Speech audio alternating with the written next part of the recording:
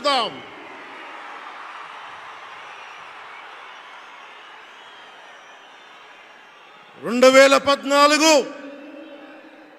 తిరుపతి బాలాజీ ఆశీస్సులతో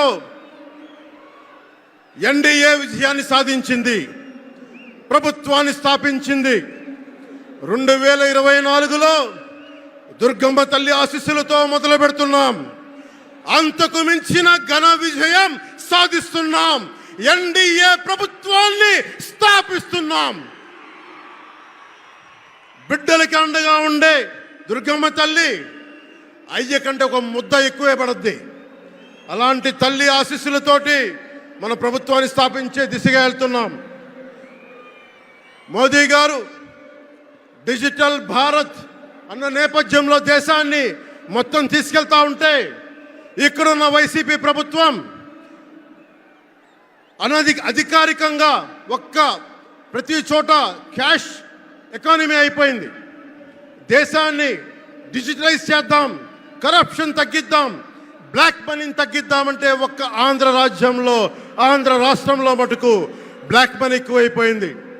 ఉదాహరణకి సారా తీసుకుంటే, ఏరక్ వ్యాపారమే తీసుకుంటే సంపూర్ణ మద్యపాన నిషేధం అని చెప్పి వచ్చిన వ్యక్తి ఈ రోజున మద్యాన్ని ముఖ్యమంత్రి కాదు, అతను ఒక సారా వ్యాపారి. అతను ఈ రోజున 1,13,580 కోట్ల రూపాయలు 5 సంవత్సరాల్లో అఫీషియల్గా అన్అఫీషియల్గా సేల్స్ అది పెట్టారు.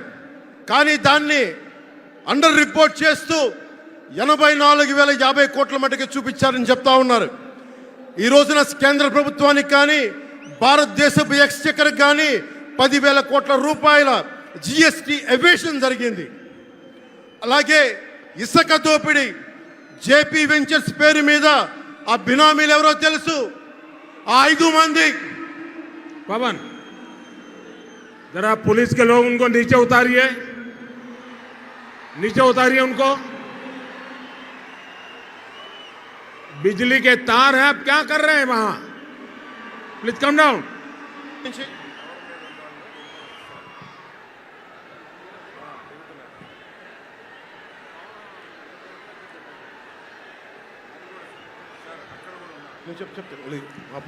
आपकी जिंदगी हमारे लिए बहुत कीमती है.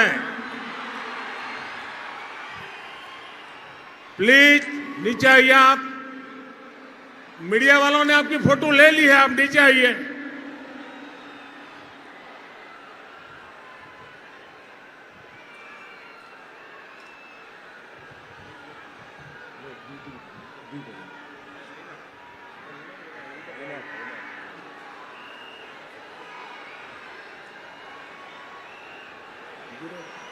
आप नीचे आइए, मेहरबान.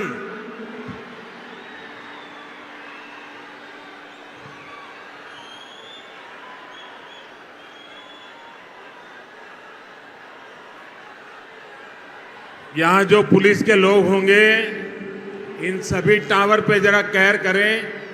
इसमें बिजली के तार हैं, अगर कुछ गलत हो गया तो हमारे लिए बहुत पीड़ादायक होगा.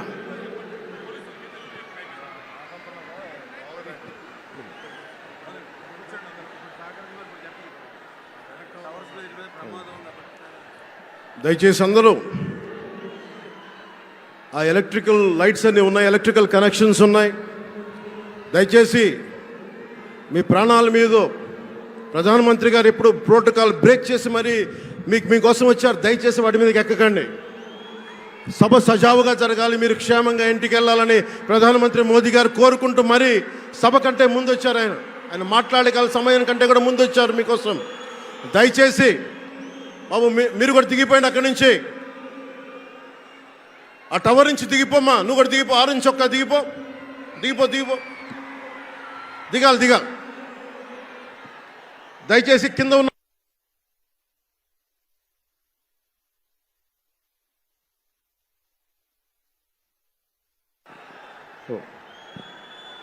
చుట్టుపక్కల ఎవరైనా టవర్స్ మీద ఎక్కుతాను దయచేసి డిస్కరేజ్ చేయండి.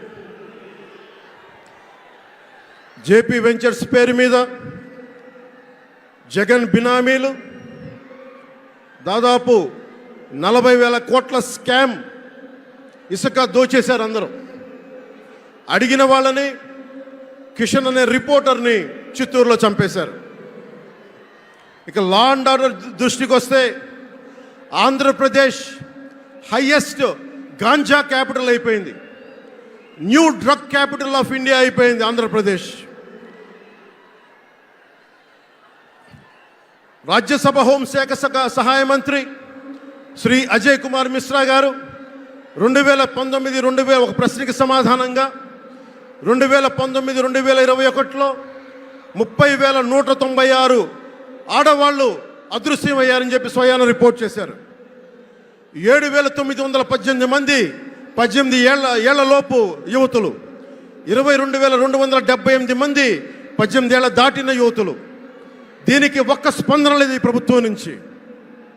ఒకవైపు ఆత్మనిర్భర్ భారత్గా, సెల్ఫ్ రిలయంట్ భారత్గా ఎక్కడి నుంచో విదేశాల నుంచి వచ్చిన సంస్థలు భారతదేశానికి వస్తుంటే ఆంధ్రప్రదేశ్కి రావాల్సిన సంస్థలు పారిపోతూ ఉన్నాయి.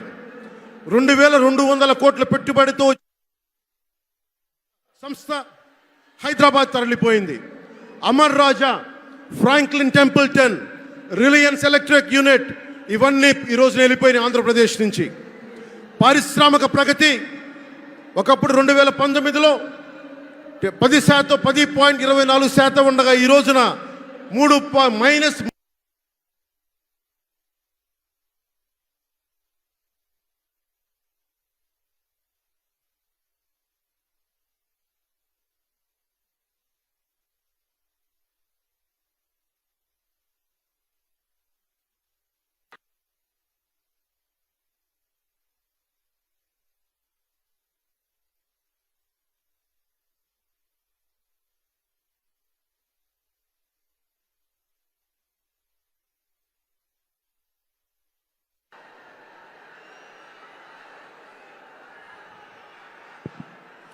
-10% ఉండాల్సిన ప్రగతి. దయచేసి మీరు అందరూ మైక్ సెట్ మీద పడకుండా దూరంగా వెళ్ళండి. అందరూ దయచేసి మీ ఉత్సాహం రాష్ట్రం వైపు చూపించండి, దేశం వైపు చూపించండి. మైక్ సెట్ మీద పడితే మనకి మాట్లాడటానికి ప్రధానమంత్రి గారు విలువైన మెసేజ్ ఇస్తారు. దానికోసం మైక్ మీద పడకుండా, కన్సోల్ మీద పడకుండా దయచేసి అందరూ అక్కడున్న యువకులు అందరూ దయచేసి ఒత్తిడి చేయకుండా వెనక్కి వెళ్ళండి. ఆంధ్రప్రదేశ్ నెగిటివ్ గ్రోత్ పోతా ఉంది. మా మీద తెలుసు, వైజాగ్లో ఇన్సిడెంట్లు కానీ ప్రతిపక్ష నాయకుల మీద ఎలాంటి దాడులు చేశారో, బీజేపీ కార్యకర్తల్ని పొట్టల్లో కత్తులు గుచ్చి పేగులు బయటికి తీశారు వైసీపీ నాయకులు. వైఎస్ వివేకానంద రెడ్డి గారిని మర్డర్ చేయించిన ప్రభుత్వం ఇది. సిబిఎన్ గారిని ఇబ్బంది పెట్టిన ప్రభుత్వం అరెస్ట్ చేసి నన్ను స్వయాన అనేక పర్యాయాలు అడ్డుకున్న ప్రభుత్వం ఇది. ఈ ప్రభుత్వం పోవాలి. ఈ ప్రభుత్వం పోవాలంటే ఒకటే, డబ్బులు పెరిగిపోయిన జగన్కి ఎవరు అడ్డు ఆపు లేరు, నేను ఏదైనా చేయగలను అనుకుంటున్నాడు. రావణాసురుడు కూడా ఒకటే అనుకున్నాడు, నా చుట్టూ బంగారంతో కట్టిన లంక ఉంది, వజ్రాలతో వైడూర్యాలతో ఉన్న పుష్పక విమానం ఉంది, ధీరులు సూరులు మంది మార్బలం ఉన్నారు అనుకున్నాడు. నన్నేం చేయగలడు అనుకున్నాడు. నార చీర కట్టుకొని నేల మీద నిలబడి శ్రీరాముడు బాణంతో చంపేశాడు. రాష్ట్రాన్ని రావణ కాష్టం చేసిన